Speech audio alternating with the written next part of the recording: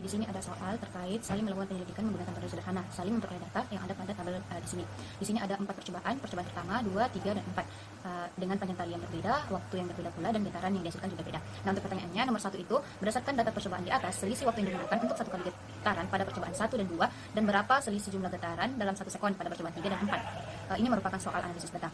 Untuk soal selanjutnya itu, berdasarkan analisis data yang telah dilakukan, gambarkan grafik yang sesuai dengan data periode dan frekuensi yang dihasilkan. Dan ini merupakan soal mengkomunikasikan. Dan terakhir adalah berdasarkan grafik yang telah digambarkan bagaimana hubungan antara periode dan juga frekuensi berdasarkan data yang telah ada. Ini adalah soal untuk menarik sebuah kesimpulan. Untuk menjawab semua pertanyaan ini, kita harus melakukan secara berurut, yaitu nomor 1, 2, dan 3. Oke, untuk nomor A. Di sini di soal dikatakan bahwa berapa selisih waktu yang digunakan untuk satu kali getaran. Nah, selisih waktu yang digunakan dalam satu getaran ini merupakan pengertian dari periode. Jadi, periode ini dilambangkan dengan huruf T. Jadi kita harus mencari semua periode pada percobaan ini, percobaan 1, 2, 3, dan 4. Oke, caranya kita menggunakan rumus T sama dengan T kecil per N. T ini merupakan waktu, N ini merupakan jumlah getaran. Itu kita menggunakan T1, T-nya ini adalah ini, berarti 20, M ini adalah ini, 15. Berarti 20 bagi 15 itu sama dengan 1,33. Untuk T2 ini adalah percobaan yang kedua, di mana 30 dan di sini 20, berarti 30 per 20 sama dengan 1,50. Untuk T3 ini untuk percobaan ketiga, ini 40 dan 25, berarti 40 per 25 sama dengan 1,60. Untuk T4 atau untuk periode percobaan keempat itu di sini 50 per 30 sama dengan 1,67. Nah, kita sudah mendapatkan periode pada semua percobaan. Sekarang pertanyaannya di sini selisih waktu pada percobaan 1 dan percobaan kedua. Jadi ini dengan ini. Jadi untuk menjawab soal itu menggunakan delta T1 dan T2 sama dengan T2 dikurang T1 sama dengan 1,50 dikurang 1,33 itu sama dengan 0,17. Lanjut di sini untuk selanjutnya di sini berapa selisih jumlah getaran dalam 1 sekon. Nah, jumlah getaran dalam 1 sekon itu adalah pengertian dari frekuensi. Frekuensi ini dilambangkan dengan huruf F, satuannya itu Hz. Nah, di sini kita harus mencari frekuensi dari keempat percobaan ini. Bagaimana caranya? Kita menggunakan rumus F sama dengan N per T. Jadi untuk F1 atau F pada percobaan 1, di sini N-nya adalah jumlah getaran per waktu. Berarti 15 per 20 sama dengan 0,75 Hz.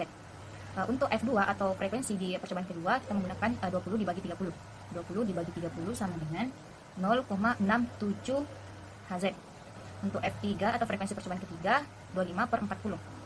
25 per 40 sama dengan 0,625 Hz. Untuk F4 itu percobaan keempat, 30 per 50 sama dengan 0,60 Hz. Nah, di soal ini dikatakan bahwa berapa selisih frekuensi pada percobaan 3 dan 4. Di sini percobaan 3 dan 4. Berarti delta F3 dan 4 sama dengan F3 dikurang F4. 0,625 dikurang 0,60 sama dengan 0,025 Hz. Jadi ini adalah selisih frekuensinya. Ke soal B. Di sini soal B katanya gambarkan grafik yang sesuai dengan data periode dan frekuensi. Data periode dan frekuensi dari percobaan ini adalah ini semua. Ini untuk periodenya, ini untuk frekuensinya.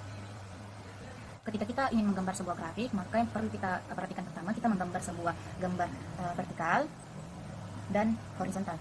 Di mana vertikal ini adalah sumbu Y, di sini adalah sumbu X. Di sini kita tempatkan untuk periodenya, ini untuk frekuensinya. T ini adalah periode, F ini untuk frekuensi. Nah, di sini kita membuat.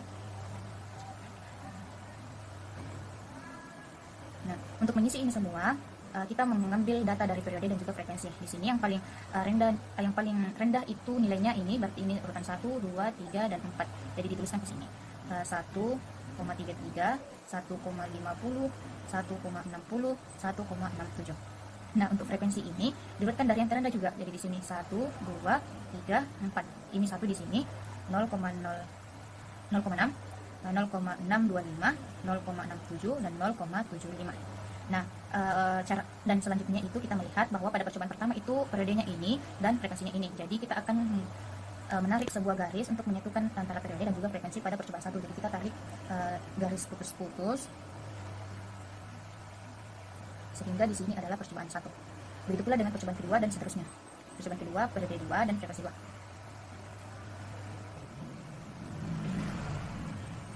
Sini adalah percobaan 2. Ada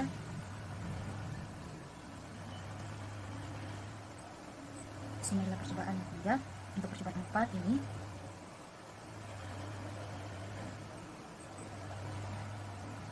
setelah didapatkan semua garis-garisnya, garis penghubungnya, kita menarik sebuah garis dari setiap titik. Nah, jadi inilah grafik yang menggambarkan bagaimana hubungan antara periode dan juga frekuensi. Selanjutnya C. Berdasarkan grafik ini, gambarkan bagaimana hubungan antara periode dan juga frekuensi. Oke, jadi hubungan antara periode dan frekuensi itu berbanding terbalik, adalah berbanding terbalik. Artinya semakin besar periodenya, maka frekuensinya akan semakin kecil.